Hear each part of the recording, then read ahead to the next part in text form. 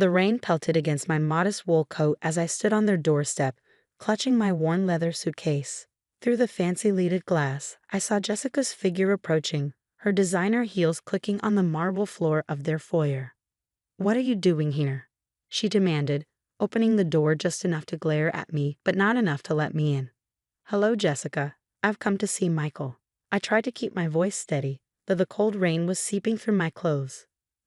"My apartment building is being renovated, and I thought." "You thought what?" "That you could just show up and become our problem." Her perfectly painted lips curled in disgust. "We don't need any burdens here." Behind her, I heard my son's voice. "Who is it, honey?" "Your mother." She spat the word like it was poison.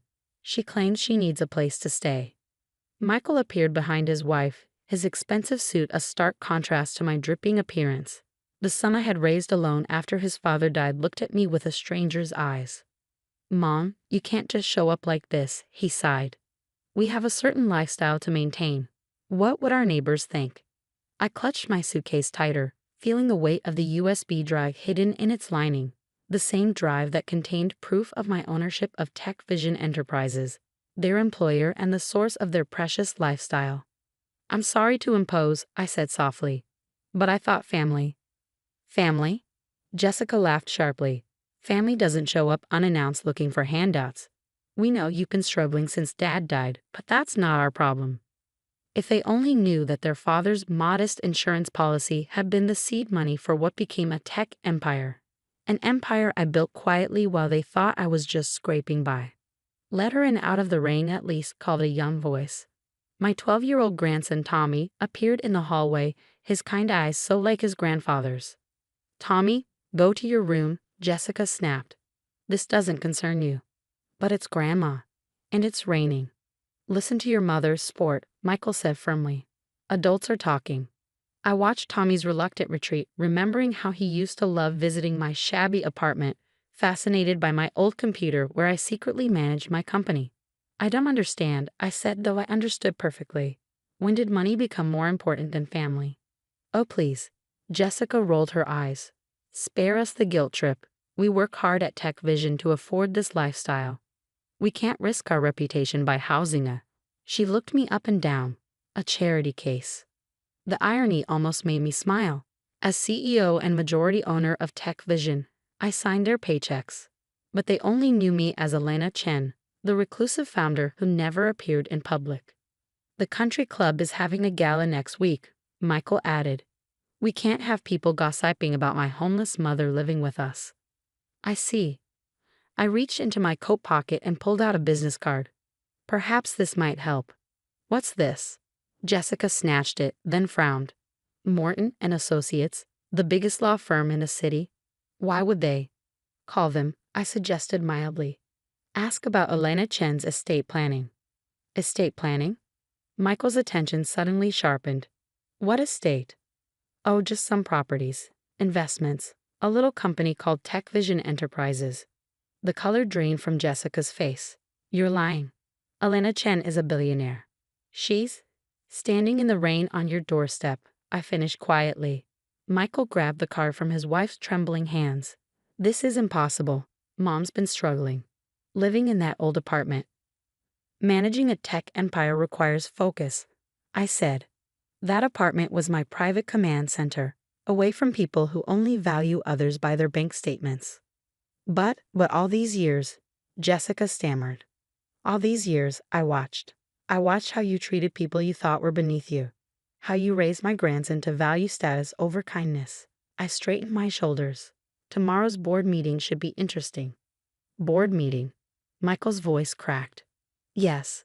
The one where Elena Chen reveals herself and announces a complete restructuring of executive positions." I smiled slightly. "I hear several high-level positions might be opening up." Jessica grabbed Michael's arm. "She's bluffing." "She has to be." "Call the lawyers," I suggested. "Or better yet, check your email. The board announcement should be arriving right about." 3 phones chimed simultaneously, theirs and one from inside, where Tommy was supposedly in his room. "Oh my God," Jessica whispered, staring at her screen. "Grandma?" Tommy called from the stairs. "Is it true? You're really Elena Chen?" Tommy, I told you to stay in your room. Jessica snapped automatically, then seemed to remember the situation. Yes, Tommy, it's true, I answered. Though I'd appreciate it if you kept it quiet until tomorrow's announcement. Is that why you always let me play with your old computers? He asked excitedly. Were you actually running the company? I nodded, watching my son and daughter-in-law process their new reality. Mom, Michael finally managed. We need time to think, I suggested. Of course, I'll get a hotel room. Though I expect to see you both at tomorrow's board meeting, 9 a.m. sharp.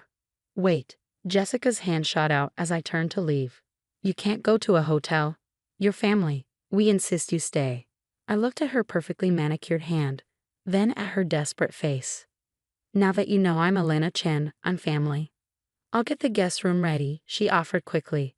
No, me, I said. I meant what I said about the hotel. Tomorrow's meeting will be early and I have some calls to make about restructuring the company and the family. As I turned to leave, Tommy called out, Can I come visit you, Grandma? Like I used to. Of course, sweetheart, we have a lot of coding to catch up on. I heard Jessica's sharp intake of breath, finally realizing why her son's programming skills had advanced so rapidly under his struggling grandmother's tutelage. Sometimes I thought as I walked to my waiting car, the best lesson in family values comes with a board meeting agenda. The next morning, I arrived at TechVision's headquarters wearing my usual Elena Chen attire, a perfectly tailored charcoal suit that cost more than Jessica's monthly shopping budget. The security guard who had always ignored my cleaning lady disguise now snapped to attention. Ms. Chen, we weren't expecting. We didn't know. That's rather the point of being incognito, isn't it, George? I smiled, using his name openly for the first time. How's your daughter's coding class going? His jaw dropped. You were the one who arranged her scholarship. Someone once told me talent shouldn't be wasted because of financial circumstances. I winked, stepping into the executive elevator I had secretly owned but never used. The boardroom was already filling up when I arrived. Michael and Jessica sat nervously near the middle, both looking like they hadn't slept. Their usual seats at the head of the table were conspicuously empty.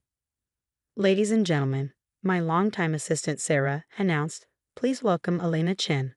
The room erupted in shocked whispers as I walked in. Sarah, the only person who had known my identity, smirked at Michael and Jessica's pale faces. But that's the woman who brings our coffee during late meetings, one board member stammered. Amazing how invisible people become when you think they're beneath you, I replied, taking my seat at the head of the table. Shall we begin? Mom, Michael started, about last night. We'll discuss family matters later. I cut him off. This is business. I nodded to Sarah, who distributed folders to everyone. Let's talk about the company's direction and its values. Jessica frantically flipped through the documents. These reorganization plans. You're demoting us. I prefer to call it reassignment based on merit, I said calmly. You'll both be reporting to Tommy's coding teacher, Mrs. Rodriguez. You know, the one you said wasn't our kind of people at last month's school fundraiser. The blood drained from Jessica's face. You heard that? I hear everything. Like how you told the janitorial staff they were lucky to clean executive offices. One of them has a PhD in computer science, by the way. He's your new department head. Michael leaned forward. Mom, please. We can explain. Explain why you turned my grandson into a status-obsessed mini Jessica. Or why you told everyone I was a penniless burden while living in a house I secretly own. The board members shifted uncomfortably. Ms. Chen, one ventured, while this is fascinating, shouldn't we discuss the quarterly projections? Oh, but this is relevant, I smiled. Because TechVision's new direction includes a complete overhaul of our corporate culture, starting with how we treat people regardless of their apparent status. I pulled up a presentation on the screen. Our janitors will receive full education benefits. Our cafeteria workers will get profit sharing. And our executives, I looked pointedly at Michael and Jessica, will spend 1 week each quarter working entry-level positions. That's ridiculous, Jessica burst out, then quickly covered her mouth. Is it? Tell me, when was the last time either of you actually talked to the people who make this company run? Not ordered them around, actually listened. The silence was deafening. Your new positions start today, I continued. Mrs. Rodriguez is expecting you at 9:30. I suggest you don't keep her waiting. She's not as patient as I was with tardiness. But the country club gala, Jessica whispered. Our social standing will now depend on your actual work, not your titles. I turned to the board. Any objections? They shook their heads quickly. Several were smiling, having been on the receiving end of my son and daughter-in-law's condescension. Excellent. Now about those quarterly projections. The meeting proceeded smoothly, though Michael and Jessica seemed to shrink with each passing minute. When it ended, they lingered behind. Why didn't you tell us? Michael asked quietly. Would it have changed how you treated people? Made you value family over status? I gathered my papers. Or would you have just tried to exploit my position like you did your own? We never, Jessica began. Never what? Never mocked people you thought were beneath you? Never taught Tommy that worth is measured by bank accounts? I met their eyes. Never turned away your mother in the rain. They had the grace to look ashamed. Your new positions start in 20 minutes, I reminded them. Mrs. Rodriguez doesn't like excuses any more than she likes social climbing. As they turned to leave, Michael paused. The house? Are you going to evict you? No, but the staff you've been mistreating now report directly to me, and Tommy's trust fund will be managed differently, with an emphasis on character building, not status buying. Jessica clutched her designer bag. And us? You'll earn what you deserve, just like everyone else. I smiled slightly. Welcome to the real world. They left quietly, their expensive shoes clicking on the floor they'd never had to mop. Sarah brought in my next appointment schedule. Tommy's school called. He's telling everyone his grandmother is a secret boss. Well, I chuckled. He always was better at seeing people than his parents. Speaking of seeing people, she grinned. George's daughter just got accepted into the advanced coding program. Want me to send flowers from the mysterious benefactor? I thought about it. No, send them from me, his grandmother who brings coffee to late meetings. Some lessons are best taught through example. After all, amused watching Michael and Jessica make their way to their new department, sometimes the greatest wealth isn't in what you own, but in who you choose to be when no one knows what you own. The transformation of both Tech Vision and my family over the next 6 months surprised everyone, especially those who had witnessed their previous reign of status-seeking behavior. Initially, Jessica retreated to her social circle, emerging only to complain about unfair treatment at work. But when her country club friends started praising Tech Vision's innovative corporate culture, she faced an unfamiliar sensation, irrelevance in her own social sphere. The turning point came from, of all things, a coding error. I need help, she called one evening, her voice missing its usual superiority. Mrs. Rodriguez says my project has fundamental flaws, and Tommy says he could fix it. I could have let her fail. Part of me wanted to. Instead, I said, bring him to my office tomorrow. Let's see what he can teach you. The Jessica who arrived at 7 a.m. was barely recognizable. Her designer clothes were replaced with practical business wear, her perfect hair pulled back sensibly, and her eyes held something I'd never seen before: humility. Mrs. Rodriguez, someone Jessica would once have dismissed as the help, watched as Tommy walked his mother through basic coding principles. You have to build from the ground up, he explained, fingers flying over the keyboard. Like Grandma taught me, every line of code matters, just like every person matters. The irony of his words wasn't lost on anyone. What followed was what the staff called the Great Leveling.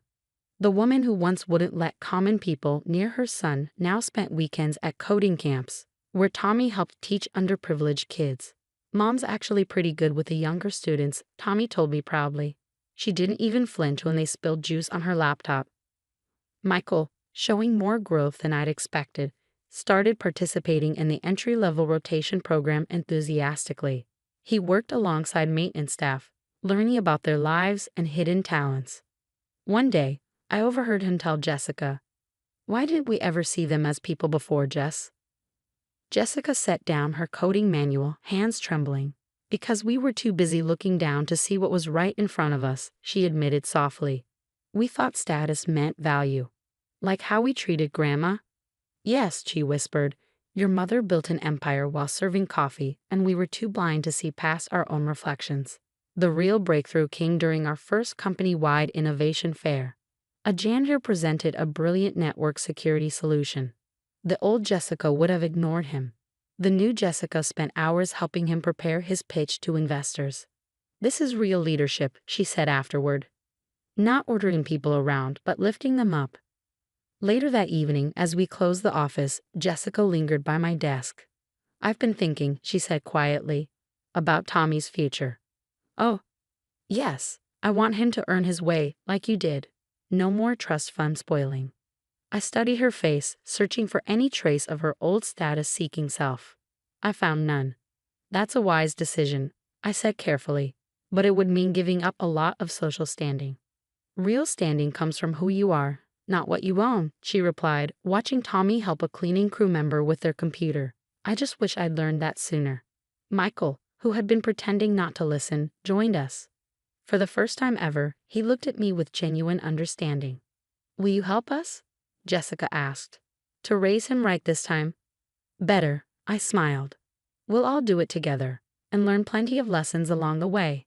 I looked at them both uncertainly. If you're ready for that." They nodded, watching years of superficial values dissolve like temporary code. As we left that night, Tommy pointed to a new motivational poster on the wall, featuring a quote from the mysterious Elena Chen. "Look, Grandma, sometimes the best leaders are the ones nobody sees coming." Yes, I agreed, watching Michael hold the door open for the evening cleaning staff. And sometimes the best people are the ones who learn to see others clearly. The office lights dimmed behind us, but the glow of transformation lit our way home. In the end, it wasn't about wealth, or revenge, or even corporate power. It was about learning that true value isn't in the title on your door, it's in how you treat the person who cleans it. As Tommy often says now, the best code isn't just about what you build, it's about who you help build it with. And sometimes the greatest legacy isn't the empire you create, but the values you instill in the next generation. I sat in the gleaming conference room of Summit Technologies, watching my father-in-law, Richard Bennett, shuffle through the quarterly reports. Across from me, my husband James and his mother Eleanor exchanged smug glances, probably calculating how much of my next paycheck they could spend. "The company needs fresh capital," Richard announced, frowning at the numbers. "We're losing market share to newer security firms." "If Sarah would just contribute more to the family fund," Eleanor began, shooting me a pointed look, "we could invest more in the company." I bit back a smile. They had no idea that my contribution to their family fund was just a small portion of my actual income. "I already give you my entire salary from WebSafe Solutions," I reminded them quietly. "All $85,000 of it. And you should be grateful we let you keep enough for lunch," Eleanor sniffed. "When I married Richard, I handed over everything I earned. It's tradition." James nodded in agreement. "The family fund is what built this company, Sarah. You should be honored to be part of it." What they didn't know was that while they were taking my WebSafe salary, my freelance work under the name Phoenix Security was earning me millions. The same millions I'd used to buy Summit Technologies shares through a series of shell companies. "The shareholders' meeting is next week," Richard continued. "We need to show them a strong plan for digital transformation. Perhaps if Sarah worked harder at WebSafe," Eleanor suggested, "she could get a promotion. More money for the family fund." I thought about the promotion I turned down 6 months ago. It would have meant less time for my freelance work, the work that had allowed me to silently acquire 51% of Summit Technologies shares. "Sarah knows her place," James said dismissively. "Besides, she's not exactly executive material." Richard cleared his throat uncomfortably. He'd never fully supported his wife and son's financial control over me, but he'd never opposed it either. "Actually," I spoke up, "I've been thinking about career advancement." Eleanor laughed sharply. "Oh, finally realizing you need to contribute more? 3 years of your meager salary hardly compares to what James brings in." I opened my laptop, pulling up a secure email. "No, I was thinking more about corporate ownership." "This is a board meeting," James snapped, "not career counseling." "Funny you should mention the board." I smiled, hitting send. "You should all be receiving an email right now." 3 phones chimed simultaneously. I watched their faces as they read the message from the company's legal team. This must be a mistake," Richard stammered, his face paling. "These documents show that Phoenix Security owns 51% of Summit Technologies." I finished for him, no mistake. Eleanor's perfectly manicured hand trembled as she gripped her phone. "Phoenix Security? That impossible to hire consulting firm that charges millions. The one that's been taking all your potential clients? I smiled. That's me. James jumped to his feet. You're lying. You're just a junior developer at WebSoft. No, I corrected calmly. I'm a cybersecurity expert who let you think I was just a junior developer. While you were taking my WebSafe salary, I was building an empire. But the family fund, Eleanor sputtered, was never about family, was it? I met her gaze steadily. It was about control, about keeping your daughter-in-law in her place. Richard was still staring at the documents. These signatures, these acquisitions, you've been buying shares for months. While you were focused on traditional security solutions, I was developing next-generation cybersecurity tools. The same tools your clients are now buying from me. You can't do this, James protested. That money belongs to the family fund. My WebSafe salary did. Phoenix Securities earnings. I gestured to the documents. Those bought me your company. Eleanor turned to Richard. Do something. She can't just take over. Actually, Richard said slowly, studying the financial reports with new understanding she already has. These protocols she's implemented, they're years ahead of our current systems. The shareholders meeting next week, I continued, will be to announce the merger of Phoenix Security and Summit Technologies, under my leadership. You planned this, James accused. All those nights you were working late at WebSoft. I was building something of my own, something you couldn't take from me. Richard set down the reports, looking at me with what might have been respect. Why reveal yourself now? Because Summit Technologies has potential, real potential, but not under leadership that values tradition over talent. Eleanor stood up, straightening her designer jacket. The board won't stand for this. A woman with no real business experience. You mean the CEO of Phoenix Security? I interrupted. The firm that's been featured in every major tech magazine. That kind of experience. The room fell silent as the implications sank in. 3 years of their financial control, their condescension, their certainty that I was just a junior developer who needed to know her place. All of it shattered by the documents on their phones. The allowance you gave me for my own salary, I continued, paid for my coffee while I built a security empire, one that's now worth more than Summit Technologies ever was. This is ridiculous, James sputtered. I'm your husband. That money belongs to the family. No, I said firmly. It belongs to the person who earned it. And now, so does this company. Richard was still reading, his expression shifting from shock to something like admiration. These security protocols, they're brilliant. They're the future, I agreed, something Summit Technologies needs badly. As my in-laws grappled with their new reality, I opened another file on my laptop. Now shall we discuss the transition of leadership? I have some ideas about digital transformation that the shareholders will want to hear. The next week crawled by like a slow-loading program. Eleanor tried every social connection she had to block the takeover, while James alternated between threats and attempts at reconciliation. Baby, we can work this out, he pleaded. The family fund was for our future. No, I corrected him, it was about control, and that program has just been terminated. I sat in my home office, reviewing the final merger documents when my phone buzzed. Richard's name flashed on the screen. Your security architecture, he said without preamble, is not just ahead of the market. It's revolutionary. I know. I pulled up the presentation I prepared for tomorrow's shareholders meeting.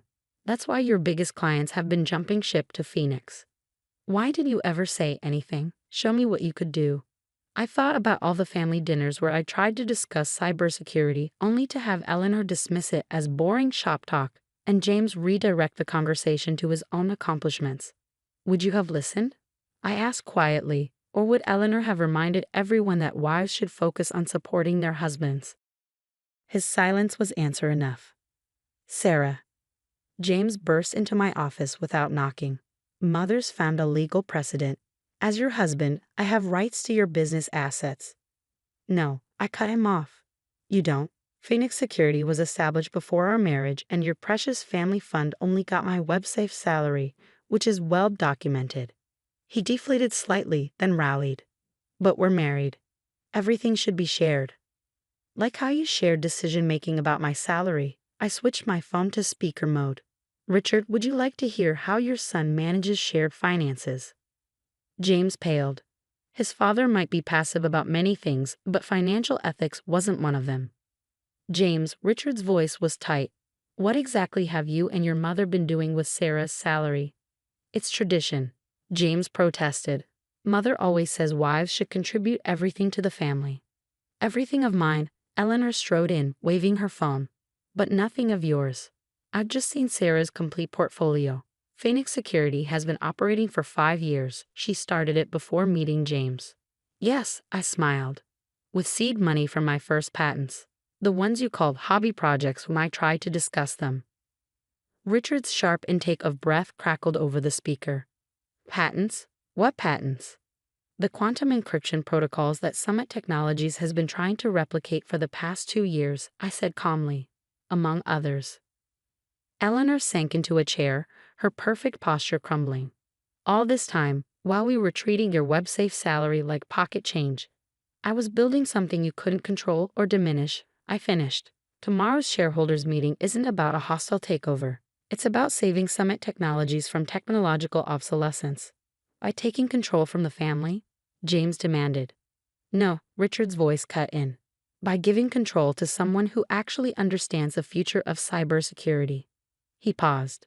The board has reviewed your proposal, Sarah. They're voting in favor of the merger. Eleanor's face went from cream to crimson. Richard, you can't possibly. I can, and I am, he interrupted.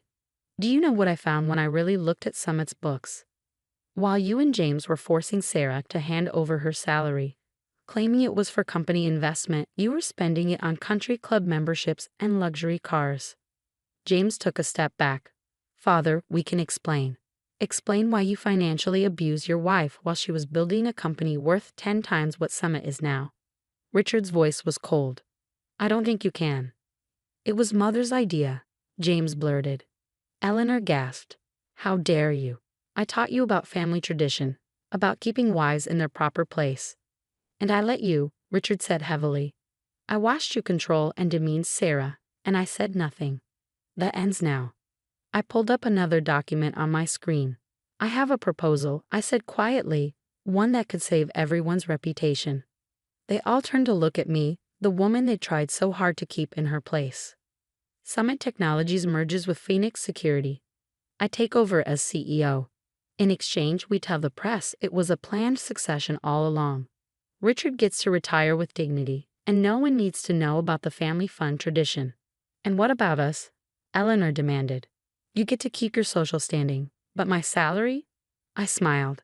That's no longer your concern. I'll divorce you, James threatened. Take half of everything. Try it, I suggested mildly. I'm sure the courts would be very interested in 3 years of documented financial coercion, not to mention the separate accounts proving Phoenix Security was never part of our marital assets. Richard cleared his throat. Sarah's offer is more than fair. More than you deserve. But, Eleanor began. No, Richard cut her off. No more traditions. No more control. Tomorrow, we announce the merger as Sarah suggested, and then we all learn to live with the consequences of our actions. I watched my husband and mother-in-law struggle with their new reality. The woman they'd seen as a simple developer, someone to be controlled and diminished, had outmaneuvered them completely. The shareholders' meeting is at 9. I said, turning back to my presentation. I suggest you all review the merger documents before then. The future of Summit Technologies depends on it. As they filed out of my office, James paused at the door. I never knew. Why didn't you tell me what you were capable of? I tried, I said softly. You just couldn't hear me over the sound of your mother counting my salary. Sometimes, I thought as I refined my presentation, the best firewalls aren't built with code. They are built with silence, strategy, and the perfect moment to press execute. The transformation of both Summit Technologies and my in-laws over the next 6 months surprised everyone, especially those who'd witnessed their previous reign of financial control. Initially, Eleanor retreated to her social circles, emerging only to spread rumors about modern wives who don't respect tradition. But when her country club friends started seeking my advice on tech investments, she found herself facing an unfamiliar status, irrelevant. The turning point came through, of all things, a cybersecurity breach. "I need help," she called one evening, her voice missing its usual superiority. "Someone's gotten into my banking accounts. James says you're the only one who can fix this." I could have refused. Part of me wanted to. Instead, I said, "Come to my office tomorrow." First thing. The Eleanor who arrived at 7 a.m. was barely recognizable. Her designer suit was rumpled, her perfect hair disheveled, and her eyes held something I'd never seen before: fear. My team of security experts, people Eleanor would have once dismissed as computer nerds, watched as I walked her through the recovery process. "You have to protect yourself," I explained, showing her the security protocols. "Trust has to be earned, just like respect." The irony of my words wasn't lost on anyone. What followed was what the staff called the Great Awakening. The woman who once demanded my entire salary now spent weekends learning about digital security and investment strategies. "Your wife showed me how to secure my accounts today," she told James. She didn't even mock me for my terrible passwords. James, showing more growth than I'd expected, started attending my technical briefings. He'd sit quietly in the back, watching me command rooms full of industry leaders. One day, I overheard him ask Richard, "Why didn't we ever see what she could do, Dad?" Richard set down his tablet, hands trembling. "Because we were too busy enforcing traditions to recognize innovation," he admitted softly. "We were so focused on control that we missed the future standing right in front of us." Like when she tried to tell us about her patents. "Yes," Richard whispered, "your mother and I were so wrong. Control isn't leadership, it's just fear wearing a crown." The real breakthrough came during our first Women in Tech conference. A young developer presented her security solution, not fancy or complex, but brilliantly innovative. The old Eleanor would have dismissed her. The new Eleanor spent hours helping her connect with investors. "This is real progress," she said afterward, "not just in technology, but in how we treat people." Later that evening, as we closed the office, Eleanor lingered by my desk. "I've been thinking," she said quietly, "about our traditions."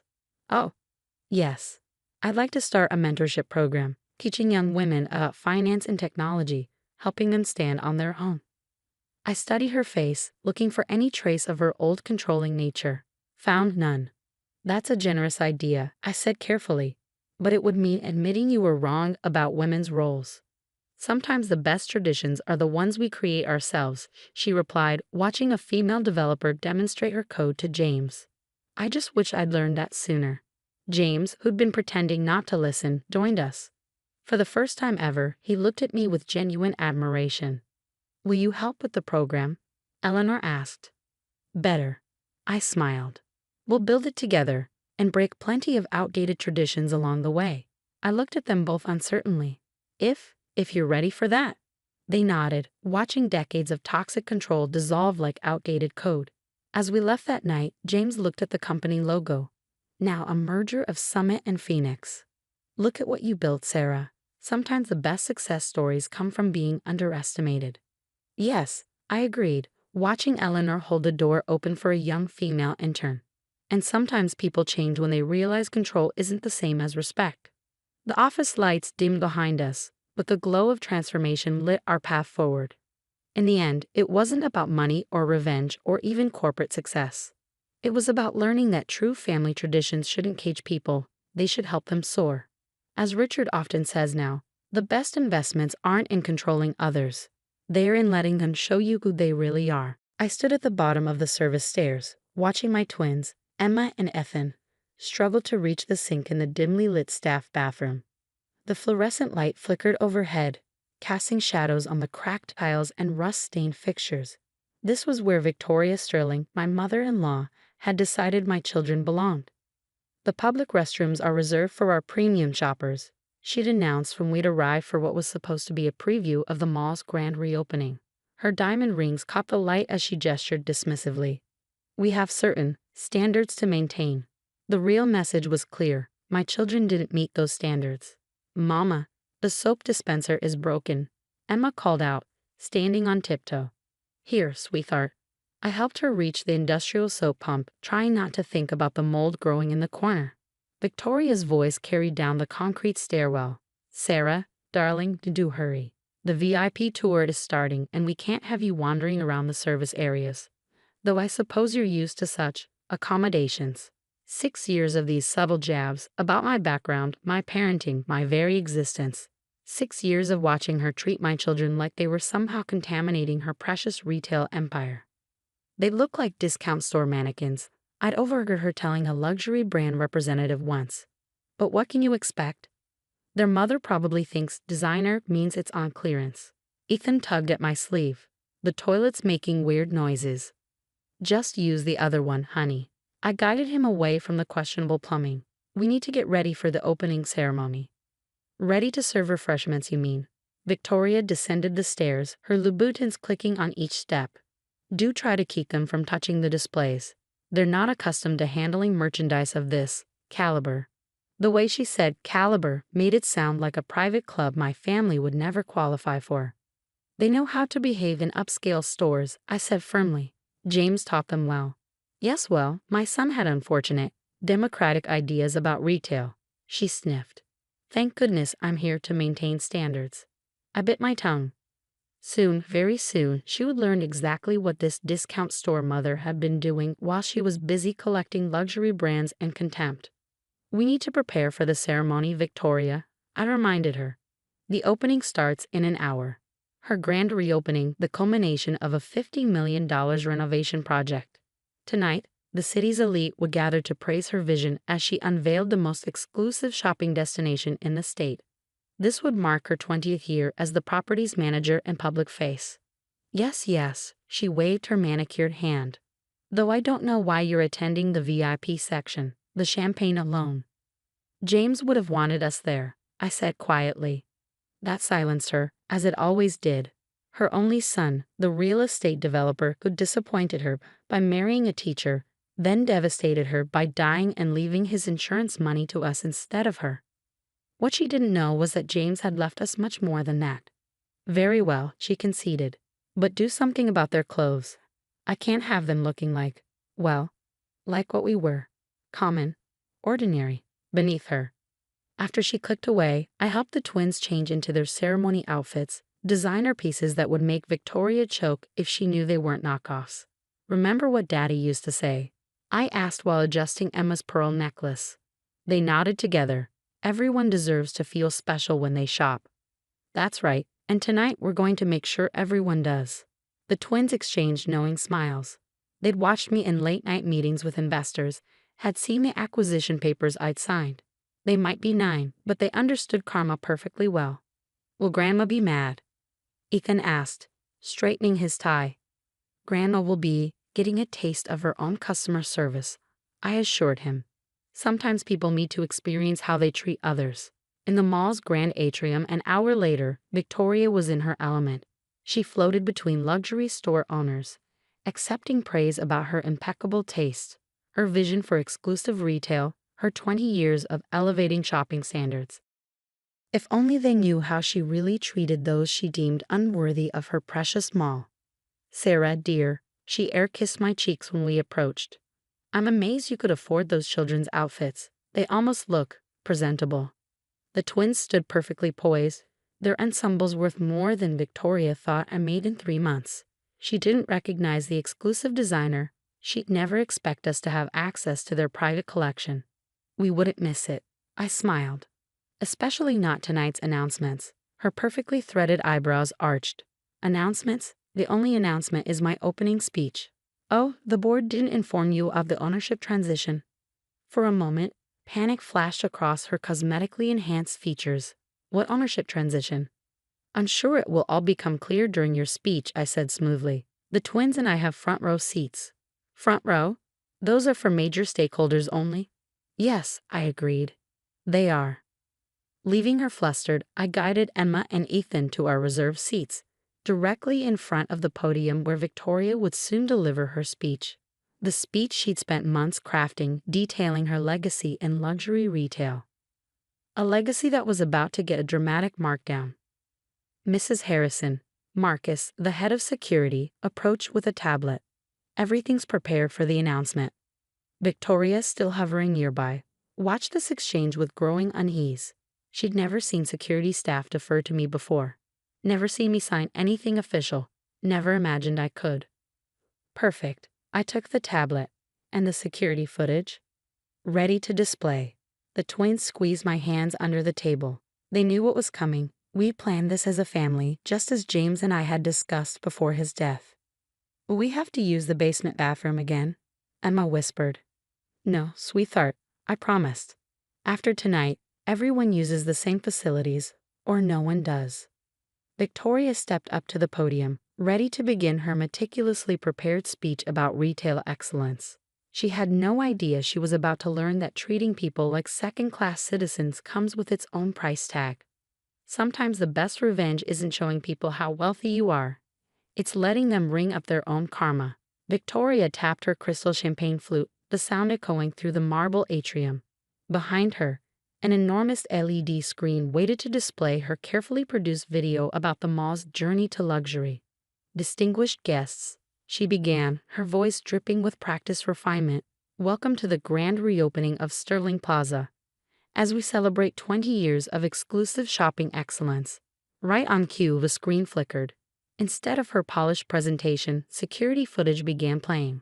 There she was, forcing my children to use the basement facilities, her cruel words captioned in elegant font for all to see. Victoria, absorbed in her notes, didn't notice immediately, but the gasps from the VIP crowd made her turn around. What is this? She demanded. Security, shut that off at once. Please continue, Victoria. I stood up. Tell us more about your commitment to customer service.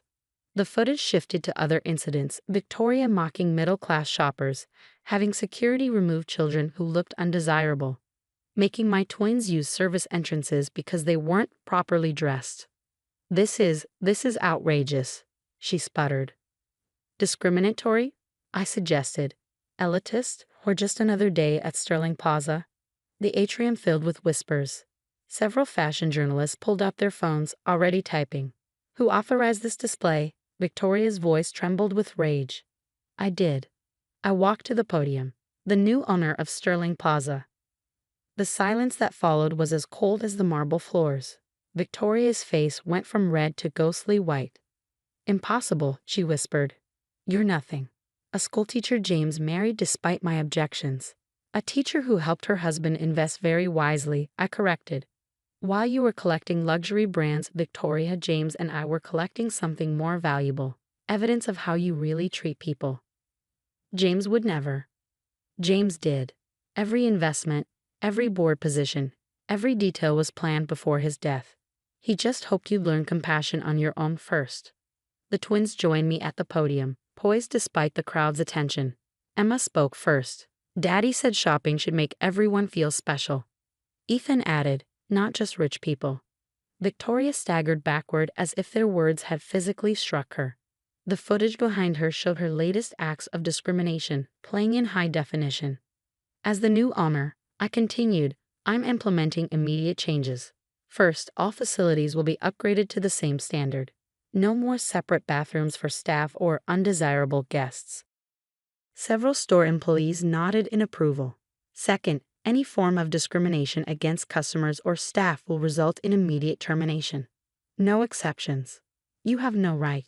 Victoria began. I have every right. Your position as property manager is terminated, effective immediately. However, I paused. You're welcome to apply for our new community outreach program, teaching retail skills to underprivileged youth. Some guests actually applauded at the irony. Marcus, I call to security. Please escort Ms. Sterling to her office to collect her belongings. Your team will supervise. Victoria stood frozen, her retail empire crumbling around her designer heels.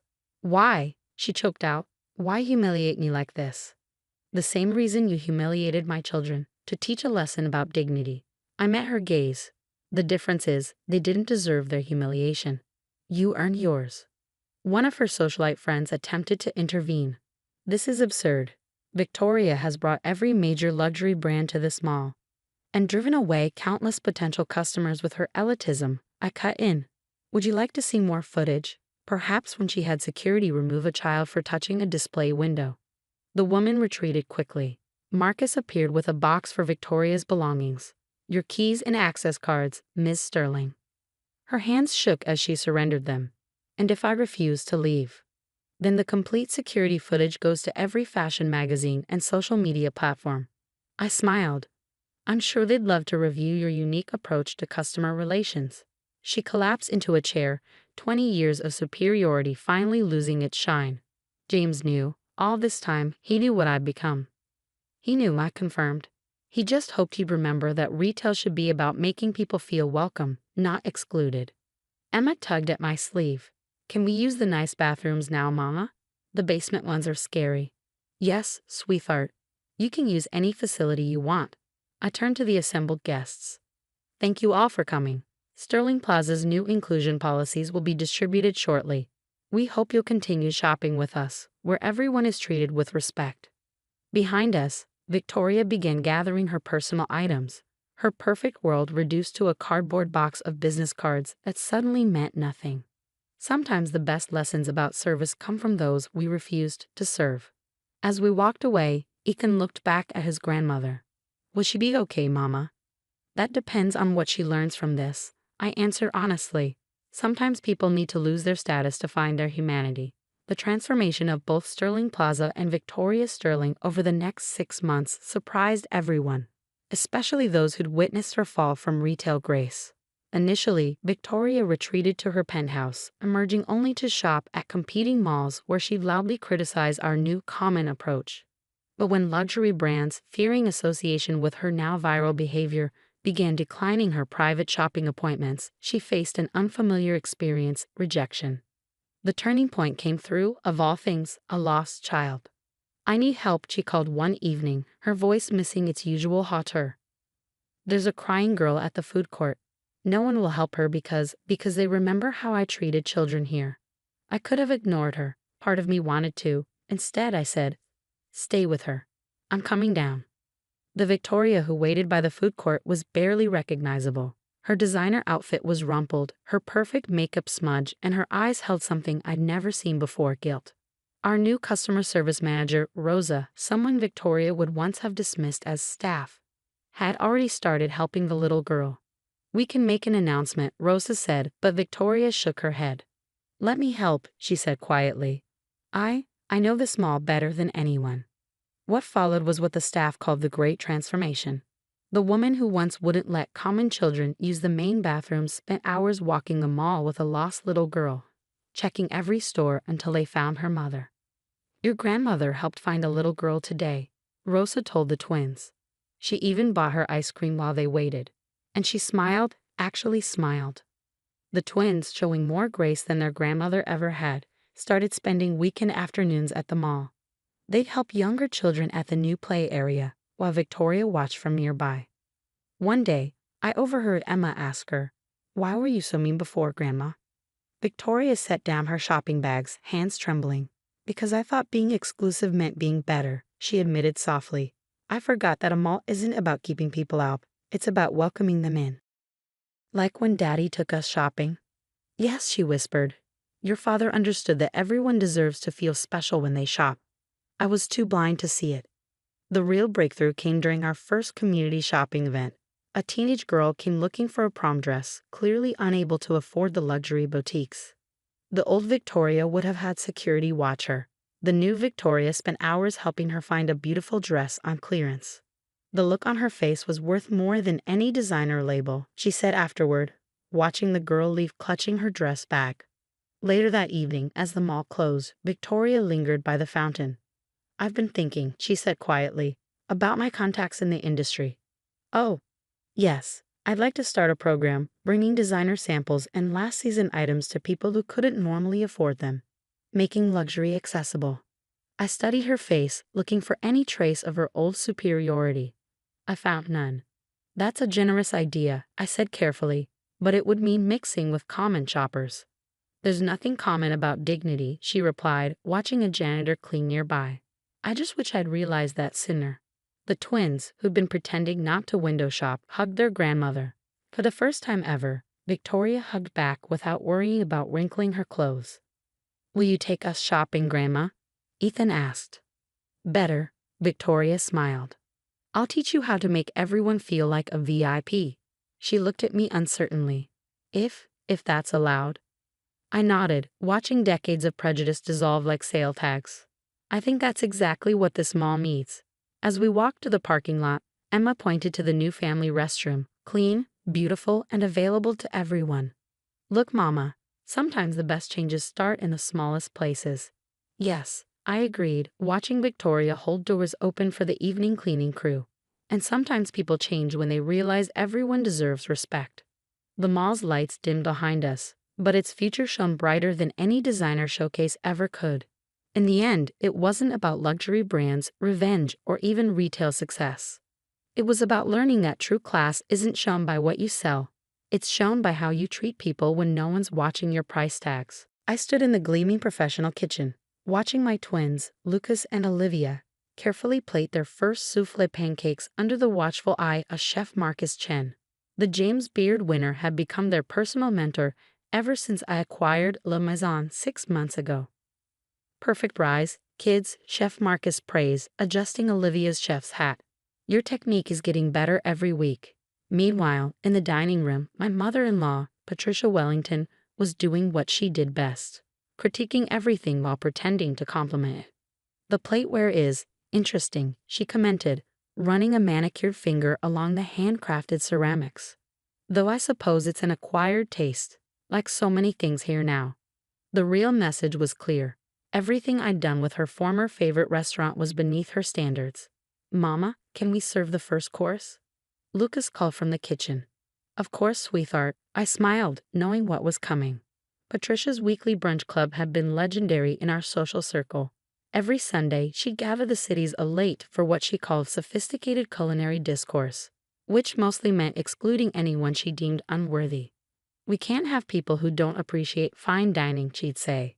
It ruins the entire experience. My children and I had never made the cut. The pancakes are too artistic, Patricia sniffed as Lucas proudly presented his plate. Traditional brunches don't need such frivolous presentation. Olivia's face fell slightly, but Chef Marcus stepped in. Actually, Mrs. Wellington, this plating technique was featured in last month's Michelin Guide. Well, I'm sure you know best, she replied with a tight smile. Though in my day, chefs didn't need to rely on such theatrics. I bit my tongue, remembering all the Sundays she'd hosted her exclusive brunches, making sure we knew we weren't welcome. Even after James passed away, she'd continued excluding us, claiming we bring down the tone of her gatherings. The food's too common, she'd say whenever James suggested including us. They probably think farm to table means McDonald's has a garden. The twins had been 5 then, desperate to be part of their grandmother's fancy Sunday traditions. Now, at 12, they were hosting their own celebrity chef brunches. Mrs. Harrison, Andra, our maitre d', approached with a tablet. The guest list for next week's event needs your approval. Chef Gabriel Martinez is requesting some specific seating arrangements. Patricia's head snapped up at the mention of the famous chef. She'd been trying to get into his restaurants for years. Gabriel's doing a special fusion brunch, I said casually. The twins are helping develop the menu. The twins? Patricia nearly choked on her mimosa. But they're children. They can't possibly. Actually, Chef Marcus interrupted. Lucas and Olivia have shown remarkable talent. Gabriel specifically requested their input after tasting their dim sum variations. I watched my former mother-in-law process this information. Her precious brunch club had never managed to attract celebrity chefs, despite her best efforts. While she managed finally, I suppose anyone can get lucky occasionally. The twins exchanged knowing looks as they prepared the next course. They'd watch me work late nights, studying culinary business, investing James' insurance money wisely, and building connections in the food industry. Remember what Daddy used to say? I asked them quietly in the kitchen. They nodded. Good food brings people together, but great food breaks down walls. Exactly, and sometimes the walls that need breaking are made of prejudice. Patricia's voice carried from the dining room. I simply don't understand how this establishment has changed so dramatically. In my day, we maintained certain standards. You mean like making your grandchildren eat cereal at home while you hosted brunches? I stepped back into the dining room. Or perhaps you're referring to the time you told Lucas his eggs Benedict looked like it was made by a common short-order cook. Several of our regular patrons turned to stare. Patricia's face flushed. That was different, she protested. They weren't ready for sophisticated dining. No, I corrected. You weren't ready to see past your own prejudices. But now you get to watch them serve their own creations to some of the world's best chefs. While you serve them nothing, she realized suddenly. You're not even on the brunch club list anymore. I own the list, I smiled. Just like I own this restaurant. Amazing what you can accomplish when you're not busy excluding people. The color drained from her face as Chef Marcus announced the next course, a sophisticated take on French toast that the twins had developed with a visiting pastry chef from Paris. This is impossible, she whispered. You're just a what, Patricia? A common woman who married your son? The mother you deemed unworthy of your precious brunch club? I had standards. No, I said quietly. You have prejudices, and now you get to watch while those common grandchildren you rejected become the next generation of culinary innovators. Patricia gripped her silverware so tightly her knuckles turned white. James would never have approved of you taking over La Maison. Actually, I pulled out my phone, showing her the business plan James and I had developed before his death. This was his idea. He just hoped you'd learn to be inclusive on your own first. The twins appeared with their signature dessert, a fusion of traditional French techniques and modern Asian flavors that had already been featured in 3 food magazines. Would you like to try it, Grandma? Olivia offered hopefully. Patricia stared at the elegant plate, then at her grandchildren in their professional chef whites, and finally at me, the woman she tried so hard to exclude from her culinary kingdom. The next Sunday brunch service began with Patricia sitting alone at her usual corner table, watching as food critics and social media influencers filled the seats that once belonged to her exclusive club members. The waiting list is 3 months long now, Andrea informed me, sliding the reservation tablet across the host stand. And Chef Gabriel Martinez wants to feature the twins' fusion menu in his next cookbook. I could see Patricia straining to overhear our conversation, her perfect posture betraying her desperation to remain relevant in the culinary world she once dominated. Mama. Lucas burst from the kitchen, his chef's whites pristine. Chef Gabriel loved our new dumpling filling. Chef, Patricia hissed from her table. This is a refined establishment, not a playground. Chef Marcus emerged, placing a protective hand on Lucas's shoulder. Actually, Mrs. Wellington, enthusiasm is the heart of any great kitchen. Your grandson's passion is exactly what this industry needs. She flinched as if his words physically stung her. For 20 years, she'd ruled the local culinary scene with an iron fist wrapped in designer silk. Now she was watching her grandchildren earn the respect she demanded. The new tasting menu is ready, Olivia announced, carrying a tray of sample plates. Chef Marcus helped us balance the flavors. Those look lovely, Patricia attempted to interject. Perhaps I could offer some suggestions from my years of hosting. I think they've got it covered, I interrupted smoothly. Their last creation made the cover of Culinary Arts Monthly. The twins began serving their samples to the eagerly waiting food critics. Each plate was a perfect fusion of classical techniques and innovative flavors, everything Patricia's rigid traditional brunches had fought against. This is unusual, she commented, poking at her own sample. Though I suppose some people enjoy experimental cuisine. Some people? Chef Marcus raised an eyebrow. You mean like the 3 Michelin-starred chefs who've booked private tastings with your grandchildren? Patricia's fork clattered against her plate. Impossible. They're children. Talented children, I corrected, who learned that food should bring joy, not judgment. The dining room filled with appreciative murmurs as guests tasted the twins' creations. Several critics were already typing on their phones, no doubt sharing photos of the innovative dishes. I taught them everything they know, Patricia attempted to tell a nearby food blogger. Their culinary foundation comes from my. Actually, Olivia spoke up, her voice clear and confident. We learned from watching Dad cook. He said food should make people happy, not exclusive. And now we learn from real chefs, Lucas added. They don't care where we come from, just what we can create. Patricia's face reddened. For years, she claimed her brunch club was about maintaining culinary standards. But watching actual culinary professionals praise her grandchildren's creativity exposed the truth. It had always been about control. I suppose, she said stiffly, I could offer my services as a consultant. Help maintain certain traditions. Like making kids eat cereal while you serve caviar? I asked quietly, or maybe you'd like to reinstate your rule about proper culinary backgrounds. Several guests turned to stare. Patricia's reputation for exclusivity was well known, but few had heard the personal stories. That was different, she protested weakly. I was protecting our family's standing in society. No, Chef Marcus cut in. You were teaching these talented kids that they weren't good enough. Thankfully, they didn't listen. As if to prove his point, a food critic from the next table called out, "These dumplings are extraordinary. The fusion of French and Asian techniques is brilliant." Thank you. The twins beamed together, their pride unmarred by years of their grandmother's criticism. Patricia watched as guest after guest praised the very children she deemed unworthy of her table. Her carefully curated world of culinary elitism was crumbling like overcooked pastry. I could host a special edition of my brunch club here, she offered desperately. Invite my old contacts. Your contacts already come here, I informed her. They just don't sit at your table anymore. The truth hit her like a badly timed souffle collapse. Her influence, her precious social standing, her control over the local culinary scene, it was all gone. And in its place stood her grandchildren, succeeding not through exclusion, but through talent and joy. Perhaps, she said finally, her voice small, I could make a reservation for next week. We're fully booked, Ander replied smoothly, but we do have a community table that's first come, first served. Everyone's welcome there.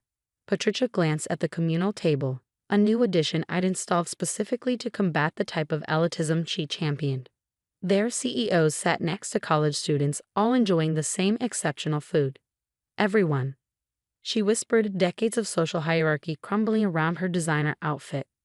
Everyone, I confirmed, because that's what good food is about, bringing people together, not keeping them apart. As she gathered her belongings, looking lost without her usual entourage of social climbers, Lucas approached her table. Would you like to try our new dessert, Grandma? We made it the way Dad used to make Sunday treats. For a moment, something cracked in Patricia's perfect facade. James, he did love cooking for you. Yeah, Olivia joined her brother. He said the best meals are the ones shared with love.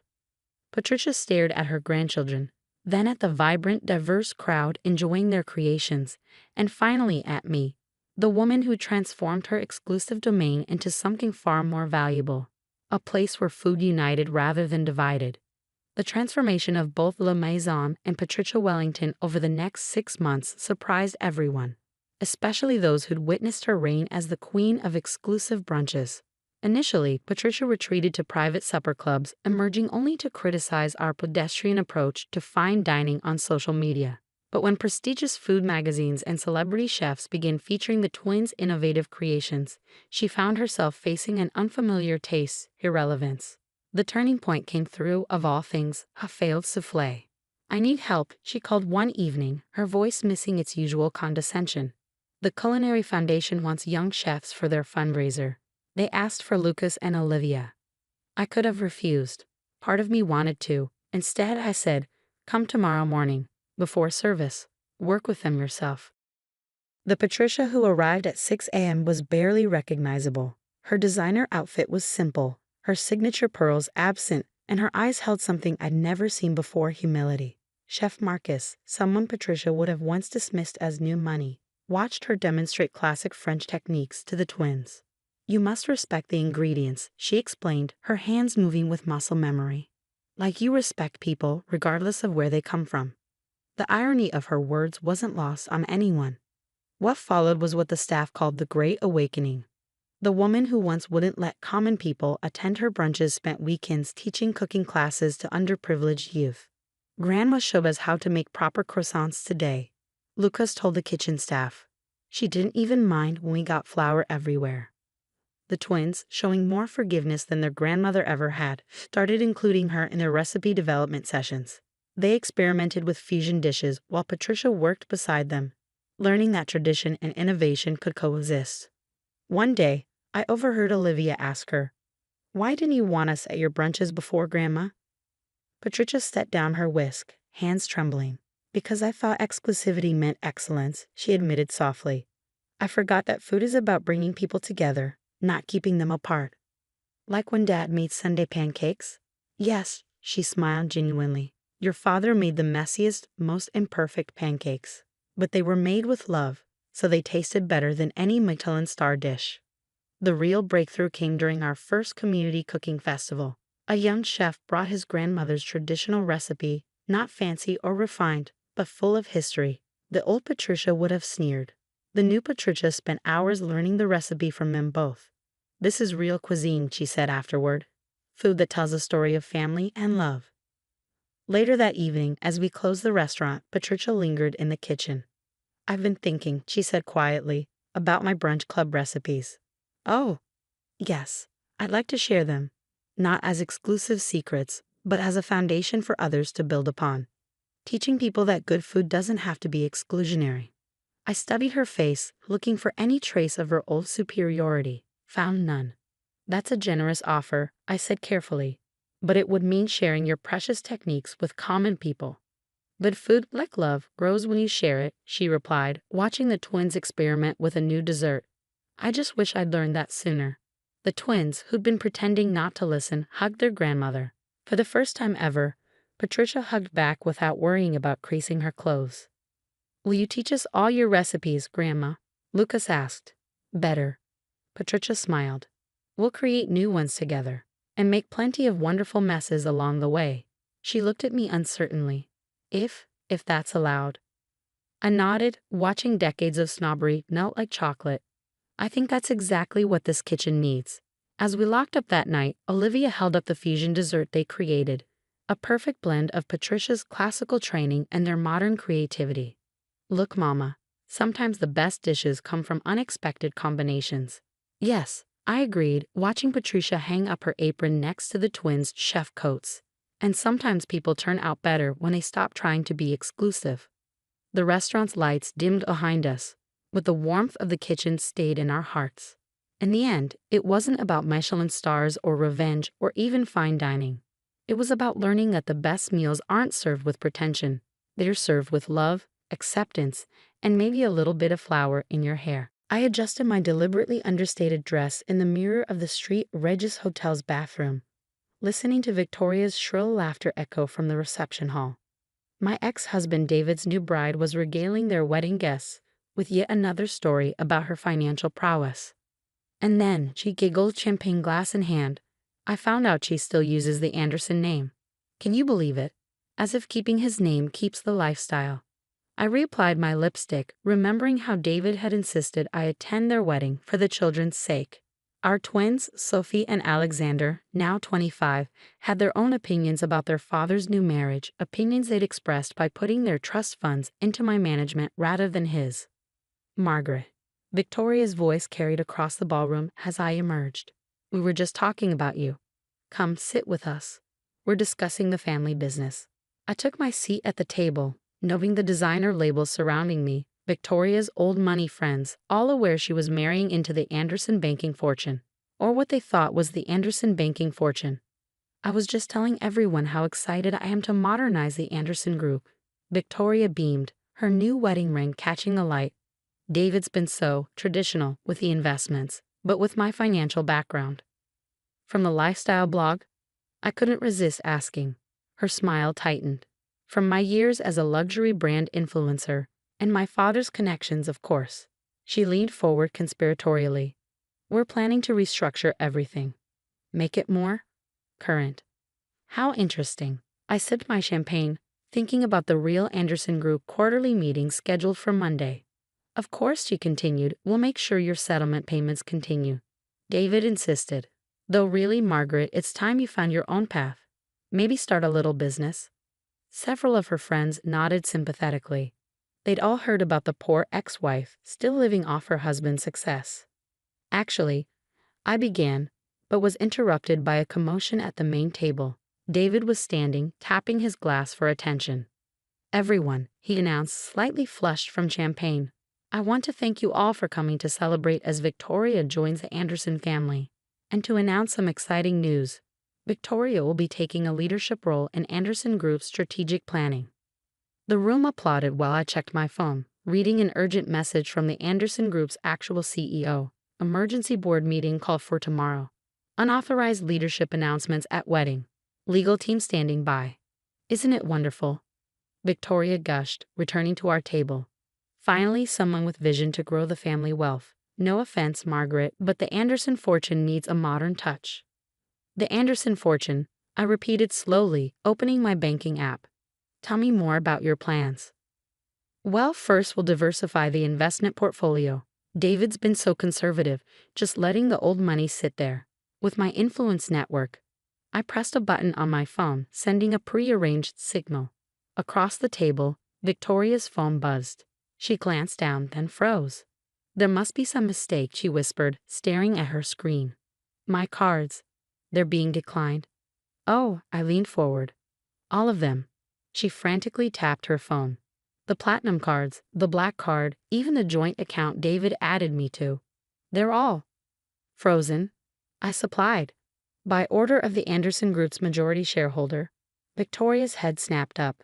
But David is the majority. No, I corrected gently. David hasn't been the majority shareholder since our divorce. When he was too busy with his new assistant, Yu, to attend the shareholder meetings, he signed over voting control. To protect the children's inheritance, he said. The color drained from her face. But that would mean that your new husband owns exactly 3% of the Anderson Group. I smiled. The same husband who's been living off quarterly dividends I've been generous enough to maintain. That's impossible, she stammered. David runs the company. He makes all the decisions. David hasn't made a real business decision in 15 years, I replied, pulling up the Anderson Group's true organizational chart on my tablet.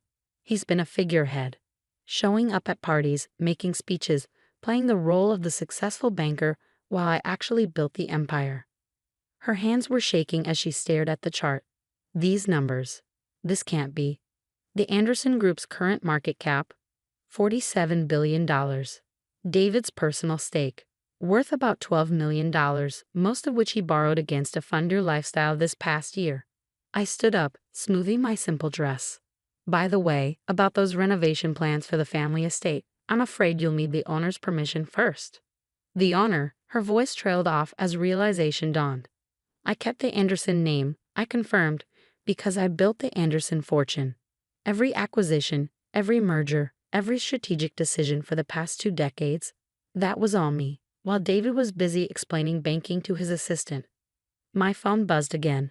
The board meeting confirmation for tomorrow, where Victoria's unauthorized position would be discussed and terminated. But we've already announced the honeymoon.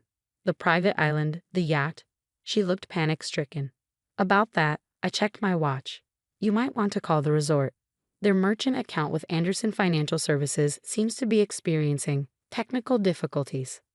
As I walked away, I heard her frantically dialing David's number, probably realizing that her traditional husband had sold his golden goose long before he promised her its eggs.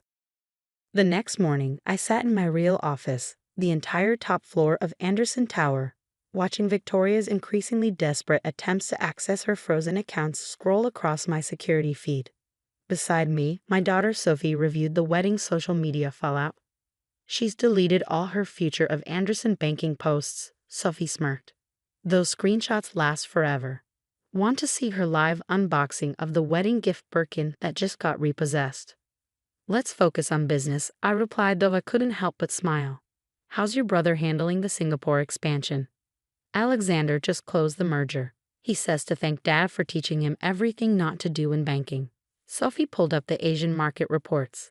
Though he's curious why Victoria thought she could announce a strategic reorganization of his division. My phone lit up with another message from David. Please, we need to talk. Victoria's hysterical. The resort is demanding payment. Mrs. Anderson. My assistant entered with a stack of papers. The board is assembled for the emergency meeting. And Mr. Anderson, both of them, are in the lobby. Send them up. I turned to Sophie, ready to watch your father explain why he promised his new wife control of your inheritance. David and Victoria burst into the boardroom minutes later, their wedding glow replaced by panic.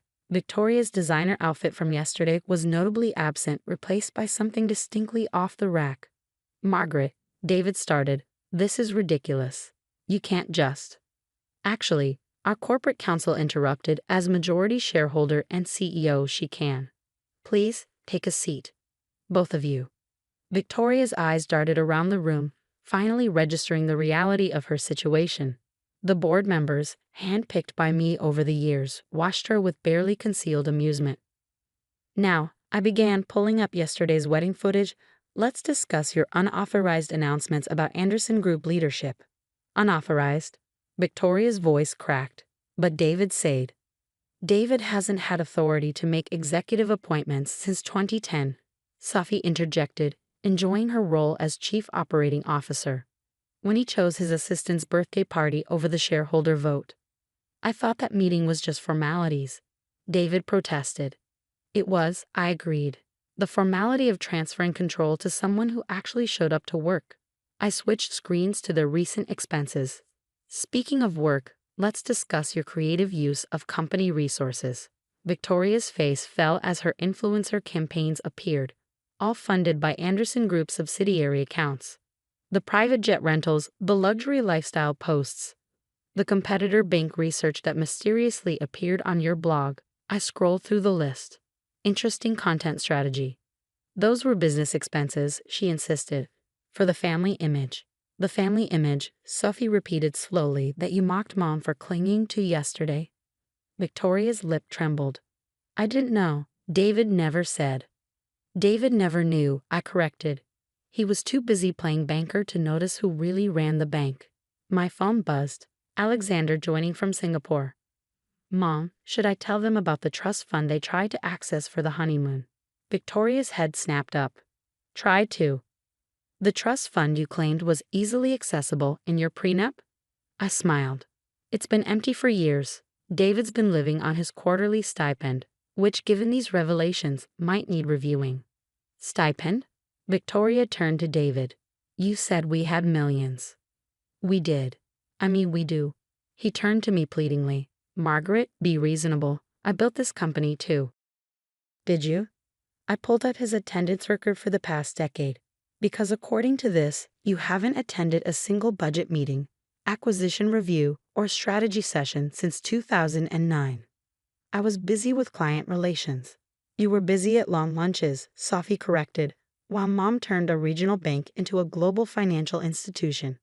Victoria stood suddenly. I want my lawyer. Excellent idea, I agreed.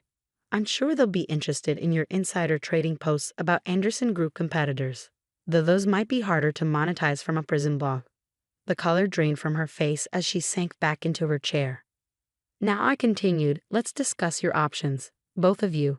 6 months later, I reviewed the quarterly reports in my Singapore office, watching the sunrise over the financial district while Alexander presented the Asian market expansion.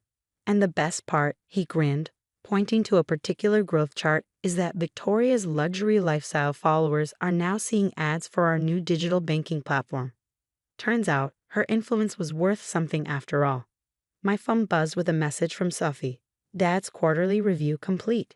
He actually showed up this time, probably because his stipend depends on it. After the wedding debacle, David had been offered 2 choices: early retirement with no benefits, or a position managing our smallest local branch under Sophie's supervision. His new lifestyle had required some adjustments. Mom? Sophie's face appeared on my video screen. You'll never believe what Victoria is doing now. I opened the link she sent. There was Victoria, in a decidedly less luxurious setting, recording a financial reality check video series. Part of her settlement agreement included using her influencer platform to educate followers about banking regulations and investment fraud. Today's topic, Victoria's recorded voice, was notably humbler, is understanding who really controls your family's wealth, and why you should actually read the shareholder agreements. 3 million views already, Alexander noted. The SEC is thrilled with her new content direction. My phone lit up with another message, this time from David. The branch quarterly numbers are ready for review. And I'm sorry. For everything. For never seeing. Before I could respond, Sophie sent a video clip from his latest performance review. There he was, the man who spent years taking credit for my work, nervously presenting basic banking metrics to his daughter's executive team. And how did you miss these market opportunities? Sophie's voice was pure professional courtesy. I was focused on the wrong metrics, he admitted. Like Mom always tried to tell me. My assistant entered with the latest acquisition reports. Mrs. Anderson. The London office is asking about Victoria's educational series. They want to expand it to European markets. I smiled, remembering Victoria's wedding speech about modernizing our approach. Tell them to proceed. Sometimes the best lessons come from unexpected teachers. The screens filled with data from our worldwide operations, trillion-dollar transactions, revolutionary fintech innovations, and market dominance across 5 continents. All built while David played golf with clients and Victoria posted about luxury lifestyles. My phone buzzed one final time. The twins' investment team requesting approval for their latest venture fund. The same funds Victoria had planned to restructure for her influencer projects.